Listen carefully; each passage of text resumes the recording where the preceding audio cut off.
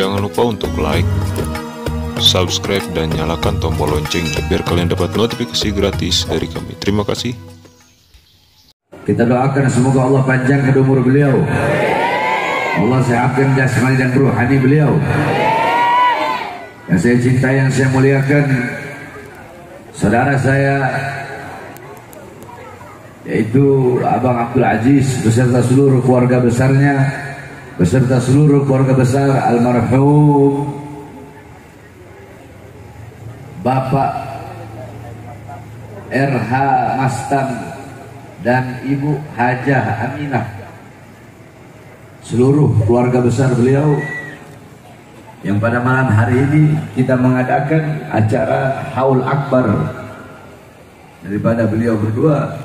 Mudah-mudahan Allah Subhanahu wa taala mengampuni dosa-dosa beliau. Allah rahmati beliau dengan pandangan rahmat, pandangan kasih sayang, pandangan pengampunan. Allah muliakan beliau dengan berjumpa dengan baginda Nabi besar Muhammad sallallahu alaihi wasallam. Sedikit saja saudara-saudara, karena saya masih banyak acara lagi. Saudara-saudara, sedikit saya bahas tentang haul. Haul itu memiliki 3 makna. Perhatikan, haul memiliki 3 makna. Makna yang pertama, arti yang pertama, haul itu artinya adalah sekeliling, sekitar.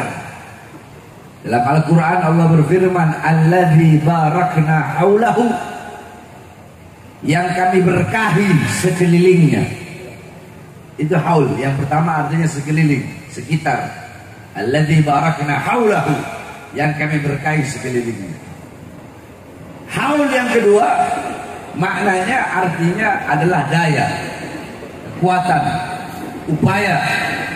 La haula, tidak ada daya, tidak ada upaya. Haul yang ketiga, maknanya 1 tahun. Setiap perputaran waktu 1 tahun, itu namanya haul. Kita sering mendengar acara-acara haul. Haul para wali, haul orang-orang soleh, haul para ulama. Di Depok, di Citayam ada haul Sayyidul Walid Al-Alim Al-Allamah Al-Habib Abdurrahman As-Segaf. Di Bogor ada haul Keramat Empang Habib Abdullah bin Muhsin Al-Abbas. Di Jakarta ada haul Habib Ali bin Abdurrahman Al-Habsyi Kuitang, oleh Habib Saleh bin Ahmad bin Jindan, oleh Habib Kunjung, oleh Habib Hasan Muhammad Al-Haddad Priuk, haul di Al-Hawi. Kemudian di Jawa Timur ada haul Habib Soleh Tanggul, haul Habib Abu Bakar Muhammad Segaf Gresik, oleh Habib Harib bin Abdullah Al-Haddad Banyuwangi, haul Kiai Abdul Hamid Pasuruan. Kemudian di Jawa Tengah ada haul Pekalongan, ada haul Tegal, ada haul Semarang. Kemudian di daerah banyak, di daerah haul para habaib, haul para kiai, yakni haul orang soleh. Nah, yang namanya haul itu untuk orang-orang soleh, itu untuk orang-orang yang baik, yang dimana di dalam acara haul kita bisa mengambil intifa, bisa mengambil istifadah, bisa mengambil manfaat, bisa mengambil faedah, bisa mengambil keutamaan, bisa mengambil ilmu, bisa mengambil hikmah daripada sahibul haul, daripada orang yang dihauli. Karena di acara haul biasanya dibacakan manaqib, dibacakan sejarah hidup daripada sahibul haul. Bagaimana ini orang ini sahibul haul ketika masih hidup, ilmunya, akhlaknya, adabnya, budi pekertinya, ibadahnya, zuhudnya, qanaahnya, amar ma'rufnya, nahi mungkarnya, keberaniannya seperti apa, sehingga kita bisa menjadikan beliau-beliau sebagai teladan, sebagai uswah, sebagai qudwah, sebagai pedoman dalam kehidupan kita sehari-hari. Nah, ada juga acara-acara haul yang dimana itu merupakan bakti, merupakan bakti anak kepada kedua orang tuanya, yang dimana ketika orang tuanya sudah meninggal, ya, dibikin tahlil 1 hari, 3 hari sampai 7 hari, kemudian ada 40 hari, 40 hari 100 hari sampai 1 tahun dibikinkan haul, terus seperti itu, terus setiap tahun dibikinkan haul. Ini adalah bakti seorang anak kepada kedua orang tua untuk mendoakan, duduk di sini berkumpul bersama para ulama, para habaib, para kiai, dibacakan yasin, dibacakan tahlil, dibacakan tahmid, dibacakan tasbih, dibacakan sholawat, yang dimana dikatakan bahwasanya barang siapa yang membaca yasin maka kelak di akhirat akan Allah Subhanahu wa taala ciptakan bagi orang tersebut 99 istana yang temboknya terbuat dari emas putih, tanahnya terbuat dari kasturi. Setiap satu istana terdapat 99 kamar. Setiap satu kamar terdapat 99 ranjang. Setiap satu ranjang terdapat 99 kasur. Setiap satu kasur terdapat 99.000 bantal. Setiap satu bantal terdapat 99.000 bidadari. Ini yang Allah persiapkan bagi orang-orang yang suka membaca yasin. Tadi dibacakan yasin, dihadiahkan untuk almarhum Sohibul Hol. Maka itulah yang Allah persiapkan baginya kelak di akhirat. Yang kedua, dibacakan tahlil. La ilaha illallah, la ilaha illallah. Apa kata Allah dalam hadis qudsi? La ilaha illallah isni. La ilaha illallah itu adalah benteng pertahananku. Maka barang siapa yang membaca la ilaha illallah, maka dia telah masuk ke dalam benteng pertahananku. Barang siapa yang masuk ke dalam benteng pertahananku, maka berarti dia aman dari azab dan siksaku. Tadi dibacakan tahlil yang dihadiahkan, yang diniatkan untuk almarhum, untuk almarhumah, maka insya Allah almarhum dan almarhumah akan aman dari segala macam azab dan siksa Allah Subhanahu wa taala. Baik dalam kubur, baik di yaumul ba'ts, di hari kebangkitan, baik di yaumul mahsyar, di padang mahsyar, ya, baik di yaumul hisab, di hari perhitungan, di yaumul mizan, di hari pertimbangan, ketika melewati shiratul mustaqim sehingga masuk surga bersama baginda Nabi besar Muhammad sallallahu alaihi wasallam. Berbakti kepada kedua orang tua bukan hanya semasa hidupnya saja, tetapi walaupun orang tua telah meninggal dunia, kita bisa berbakti kepada orang tua. Bagaimana caranya? Acara malam hari ini adalah bukti bakti anak kepada orang tua yang telah meninggal dunia dengan duduk mengumpulkan umat, mengumpulkan jamaah, mengumpulkan para ulama untuk mendoakan kedua orang tuanya yang telah meninggal. Sebab idza mata ibnu Adam inqata amaluhu illa min thalatha sadaqatin jariyah, al-ilmu yantafa'u bih wa waladun salih yad'u lah. Apabila manusia itu wafat, apabila manusia itu meninggal, maka terputus seluruh amal-amal hidupnya. Kita sholat, masih hidup sholat, udah mati kita nggak bisa sholat, putus. Kita masih hidup puasa, udah mati kita nggak bisa puasa, putus. Masih hidup kita haji, masih udah mati nggak bisa kita haji, putus amal ibadah. Tapi kalau kita hidup meninggalkan tiga perkara ini, maka walaupun kita telah wafat, walaupun telah mati, walaupun jasad terkubur, pahalanya akan mengalir terus sampai datangnya hari kiamat. Apa tiga amal tersebut? Apa tiga ibadah tersebut? Tiga amal tersebut. Yang pertama, al-ilmu yang tafa'u bih, ilmu yang bermanfaat. Siapa? Beliau-beliau para ulama, para ustaz, para kiai, para habaib yang mengajarkan ilmu kepada kita semua sehingga ilmunya bermanfaat. Kita mengajarkan kepada murid-murid kita, kita mengajarkan kepada anak-anak kita, terus dari generasi ke generasi sehingga ilmu tersebut bermanfaat. Walaupun yang memberi ilmu tersebut telah meninggal, pahalanya akan mengalir sampai datangnya hari kiamat. Yang kedua, orang yang mengeluarkan hartanya di jalan Allah Subhanahu wa taala untuk bangun pondok pesantren, untuk bikin masjid, untuk madrasah, untuk anak yatim, untuk di jalan Allah, maka harta tersebut akan menjadi amal jariah yang pahalanya akan mengalir terus sampai datangnya hari kiamat. Tidak ada harta yang bisa menyelamatkan seseorang dalam kubur kecuali harta yang dikeluarkan di jalan Allah Subhanahu wa taala. Nah, yang ketiga, waladun salih yad'u lah. Inilah acara pada malam hari ini. Anak soleh yang mendoakan kedua orang tuanya. Anak soleh yang membaca doa, mengirimkan yasin, tahlil, mengirimkan sholawat, membaca sholawat, diniatkan untuk orang tua yang telah meninggal dunia, yang pahalanya akan mengalir bagi orang tuanya sampai datangnya hari kiamat. Kita duduk di majlis, baca sholawat, ya Rabbi salli ala Muhammad, ya Rabbi salli alaihi wa sallim, ya Rabbi, ya satu huruf, alif satu huruf, ra satu huruf, ba satu huruf, ya satu huruf. Ya Rabbi itu 5 huruf. Kata Rasulullah, man shalla alayya salatan wahidatan sallallahu alaihi wasallam. Barang siapa yang bersalawat kepada aku 1 kali, maka Allah bersalawat kepadanya 10 kali. Salawat dari Allah itu adalah rahmat. Allah Subhanahu wa taala memiliki malaikat yang selalu berdiri di atas makamnya Nabi Muhammad. Apa tugasnya malaikat tersebut? Tugas malaikat itu menyampaikan salawat orang-orang yang hidup kepada baginda Nabi besar Muhammad. Kalian dulu bersalawat, itu malaikat sampaikan, ya Rasulullah, malam hari ini ada acara, Bang Ajis bikin acara haul kedua orang tuanya, orang-orang berkumpul, fulan bin fulan, fulan bin fulan, fulanah binti fulan, disebut engkau punya nama hidup bersatu di hadapan kubur Nabi Muhammad. Mereka bersalawat kepadamu, yang dimana dihadiahkan untuk almarhum dan almarhumah yang acaranya dihauli pada malam hari ini. Apa kata Allah? Bawa salawat mereka menghadap Allah Subhanahu wa taala. Dibawa engkau punya salawat menghadap Allah. Apa kata Allah? Akan aku ciptakan dari setiap satu huruf dari salawat yang mereka baca. Berarti dari setiap huruf ya, dari setiap huruf alif, dari setiap huruf ro, dari setiap huruf ba, dari setiap huruf ya Rabbi sholli, dari setiap huruf shad, dari setiap huruf lam, dari setiap huruf ya, dari setiap satu huruf. Kata Allah, aku ciptakan 360 malaikat yang memiliki 360 kepala. Setiap kepala memiliki 360 wajah. Setiap wajah memiliki 360 mulut. Setiap mulut memiliki 360 lidah. Setiap lidah akan memohonkan ampun atas dosa-dosa orang tersebut, dan tidak akan berhenti malaikat tersebut memohon ampun sampai datangnya hari kiamat. Itulah yang Allah berikan, yang Allah hadiahkan bagi Sohibul Hal, yang pada malam hari ini kita bersalawat, kita niatkan untuk beliau. Oleh karenanya pesan saya, wasiat saya, saudara-saudara sekalian yang dimuliakan oleh Allah, pada acara hall yang berbahagia pada malam hari ini banyak berkumpul para ulama.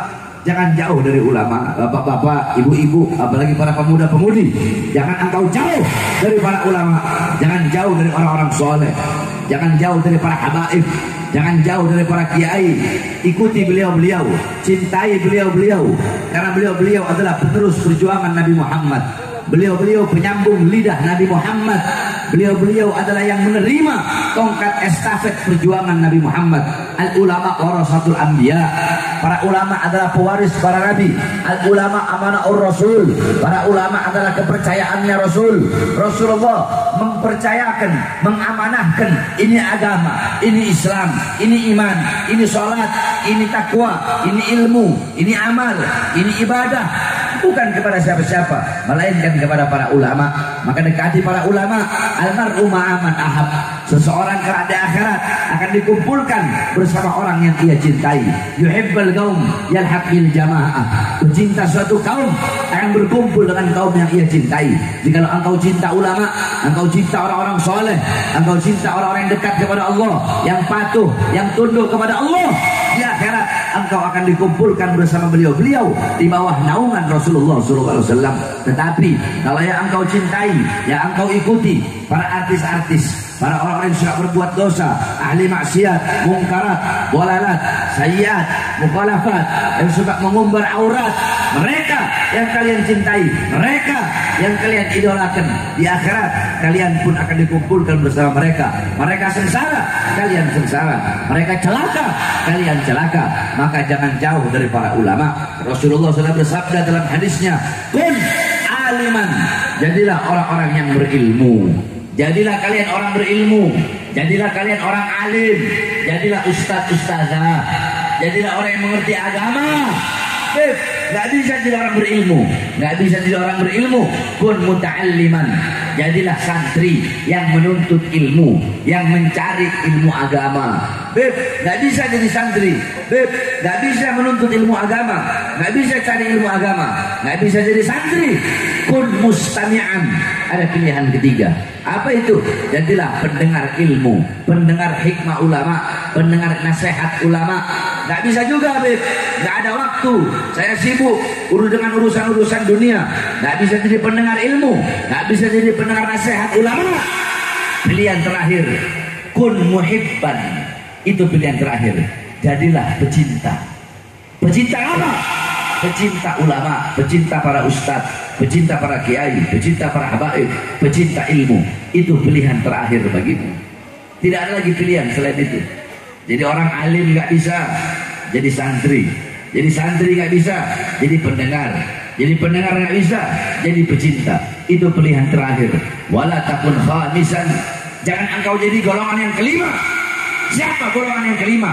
Orang alim bukan, orang berilmu bukan, santri bukan, ngaji agama enggak, bukan, pendengar ilmu bukan, pendengar nasihat bukan, pecinta juga bukan, bangsat ya, goblok ya, bodoh ya, ahli maksiat ya, yang suka berbuat dosa ya, melacur ya, narkoba ya, mabuk ya, judi ya, ngebunuh orang ya, menyengsarakan rakyat ya, koruptor uang rakyat ya, bikin susah rakyat ya, malah menjadi pembenci para ulama.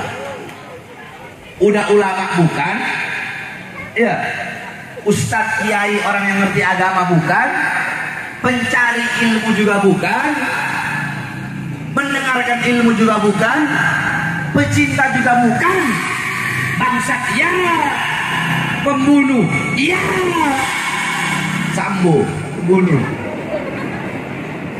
siapa? Siapa? Siapa?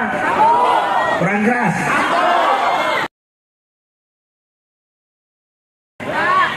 Kan fakta nyata. Siapa? Karena kan saya baru keluar penjara, saya nggak tahu apa-apa. Keluar penjara, ada mobil lewat, truk polisi diterakin, Sambo, Sambo. Nah, apa ini, ada apa memang? Saya lihat, oh Sambo bunuh orang, ajudannya dibunuh sama dia dengan sadis. Siapa? Makarallah. Allah tidak diam, Allah tidak buta, Allah tidak tuli. Saudara-saudara, satu nyawa anggota kepolisian hilang, dibunuh oleh petingginya, dibunuh oleh sang jenderalnya. Satu Indonesia gempar sampai keluar sana. Semua ditangkap, diproses, diadili. Semua jenderal-jenderal turun. Satu nyawa. Tapi ketika 6 nyawa yang hilang, kemana para jenderal-jenderal itu? Harus adil dong. Jangan karena mentang-mentang yang meninggal di polisi, terus semua jenderal turun ikut, semua langsung Sambonya ditangkap, Sambonya ditahan. Nah, terus yang 6 nyawa ini, apakah mereka bukan manusia? Apakah mereka binatang? Apakah mereka tidak punya bapak? Apakah mereka bukan lahir dari rahim seorang ibu? Apakah mereka tidak memiliki anak dan istri? Mereka adalah orang-orang yang dimana ibu-ibu mereka kehilangan anaknya, bapak-bapak mereka kehilangan anaknya, istri-istri mereka menjadi janda, anak-anak mereka menjadi yatim. Bukankah mereka rakyat Indonesia? Bukankah mereka pribumi Indonesia yang harus juga mendapatkan keadilan di negara Indonesia, saudara? Giliran satu orang yang meninggal, ya itu emang biadab. Sambo biadab, bejat, kurang ajar. Tapi kan ini 16 kali juga 6 nyawa, bukan cuma 1 nyawa, 6 nyawa yang melayang. Sehingga wajib bagi pemerintah untuk mengusut ulang siapa sebenarnya dalang-dalang dibalik pembantaian 6 nyawa pengawal Habib Rizik yang mereka merupakan bagian daripada rakyat Indonesia, saudara.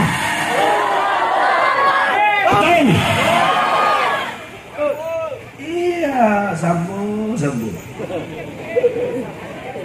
Habib Bahar baru keluar penjara, nggak ada kapok-kapoknya ya. Habib Bahar baru keluar penjara 2 hari tahun 2020, baru 2 hari keluar, udah dibawa ke Nusa Kambangan, ditahan lagi. 2021 bebas, akhir bulan masuk penjara lagi 7 bulan, baru keluar nih. Kok nggak kapok-kapok Habib Bahar? Tidak ada kata kapok bagi Bahar bin Smith dalam menyampaikan kebenaran. Tidak ada kata kapok, tidak ada kata capek, tidak ada kata lelah di dalam menyuarakan kebenaran. di dalam menyampaikan yang hak itu hak, yang batil itu batil. Coba kita lihat, saudara. Sekarang makin hari makin rusak. BBM naik, betul. Saya tanya semua yang ada di sini, rakyat atau bukan? Woi, rakyat atau bukan? Rakyat atau bukan? BBM naik, susah tidak? Susah tidak? Rasain enggak? Lu ngerasain enggak? Apa enak? Enak. Susah apa enggak? Susah apa enggak? Ibu-ibu semua serba naik enggak? Minyak goreng, cabai, bawang, beras, naik enggak? Susah apa enak? Susah apa enak? Para pejabat hidup senang, rakyatnya susah. Hidup kenyang, rakyatnya kelaparan. Oleh karenanya saya tidak akan pernah diam, tidak akan pernah bungkam, saudara.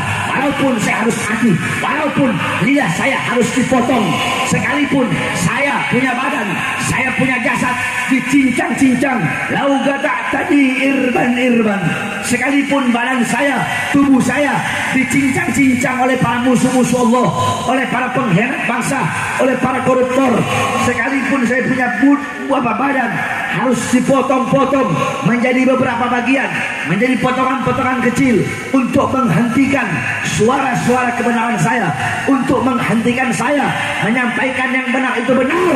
Demi Allah, jangan dipotong-potong, saya tidak akan berhenti. Jangan dicincang-cincang, saya tidak akan berhenti. Malah semakin dipotong-potong, semakin dicincang dengan dibunuh. Demi Allah, akan semakin saya teriakkan suara-suara kebenaran di negara kesatuan Republik Indonesia, saudara. Saya tanya semuanya, siap sampaikan kebenaran? Siap sampaikan kebenaran? Risikonya di penjara, siap? Siap. Benar. Apa ngomong siap? Berhadapan sama polisi, ampun Pak.